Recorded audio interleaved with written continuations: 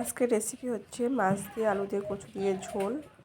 তো তার জন্য আমি এখানে জলটা একটু গরম করে নিয়েছি আর আলু আর কচুগুলো এইভাবে কেটে নিয়েছি, একটু বড় বড় করেই কেটে নিয়েছি। তো আমি জলের মধ্যে দিয়ে দিচ্ছি। এবার আমি এটাকে সিদ্ধ করতে দেবো।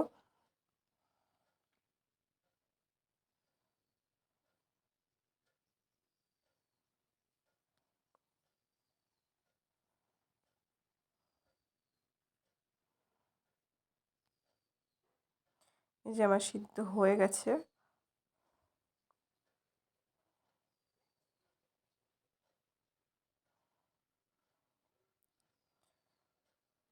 আমি এবার মটরশুঁটিগুলো দিয়ে দিচ্ছি।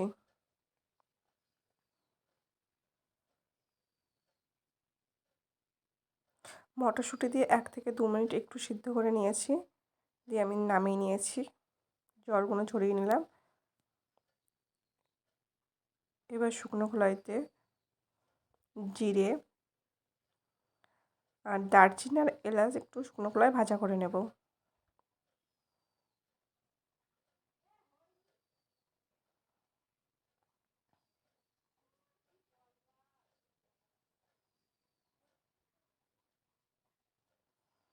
আমার ভাজাটা হয়ে গেছে, এবারটা নামিয়ে নেব।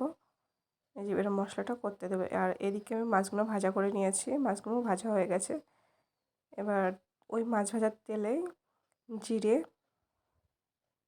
আর তেজপাতা ফোড়ন দিয়ে নিলাম। এবার কচু আর আলুগুলো দিয়ে দেবো, আর মটরশুঁটিটাও দিয়ে দেবো। দিয়ে এটাকে একটু তেলের উপরে ভাজা করে নেব।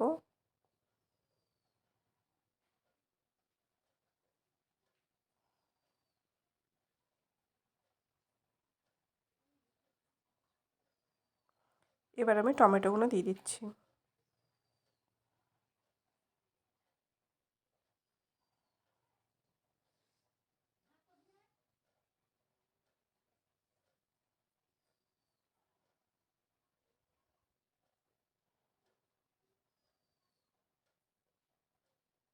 এইভাবে একটু নাড়াচাড়া করতে হবে।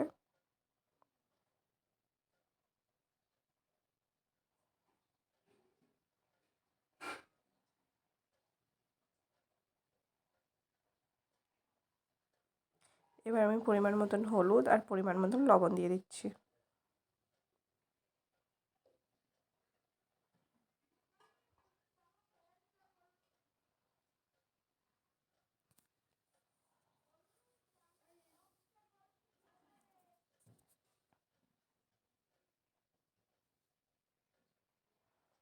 এবার আমি এখানে আদা, জিরে আর লঙ্কা বাটা করে নিয়েছি। এবার আমি আদাটা দিয়ে দিচ্ছি, 2 চামচ মতন আদা দিয়েছি।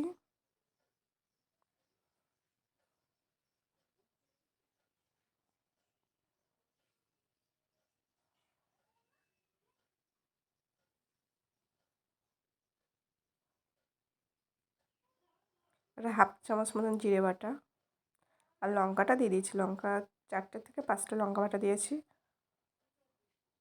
এবার পরিমাণ মতন লঙ্কাটা দিতে হবে, যে যেমন খেতে চাই তেমন দিতে হবে।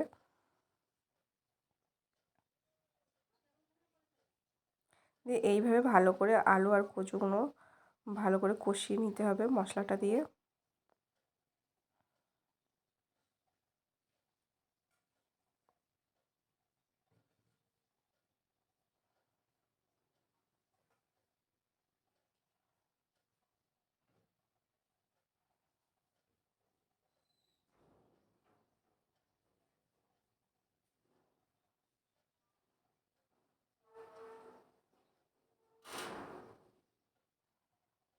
এবার আমার কষানো হয়ে গেছে, এবার আমি পরিমাণ মতন জল দিয়ে দিচ্ছি। আমি প্রথমে অল্প পরিমাণে একটু জল দিয়ে দিয়েছি,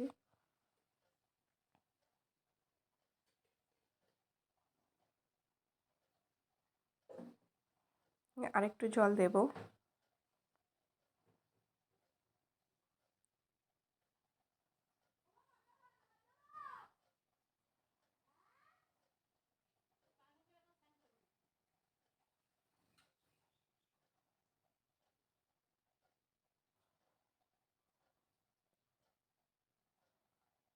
ফুটে উঠেছে, এবার আমি মাছগুলো দিয়ে দেব।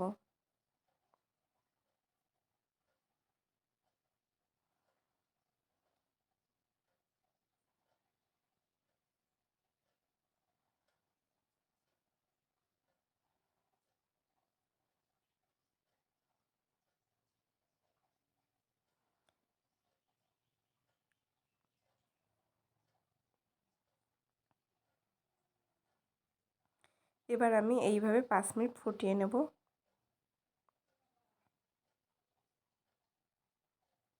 এবার আমি যে মশলাটা করে রেখেছিলাম জিরে আর গরম মশলাটা, সেটা আমি দিয়ে দিলাম, সবটাই দিয়ে দিয়েছি বাটা করে।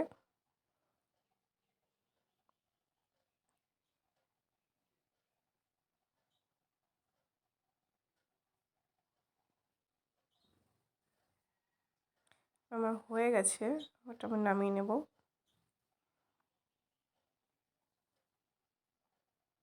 এই যে নামানো হয়ে গেছে। তো এইভাবে ভালো লাগলে অবশ্যই লাইক, কমেন্ট, সাবস্ক্রাইব করতে ভুলবে না।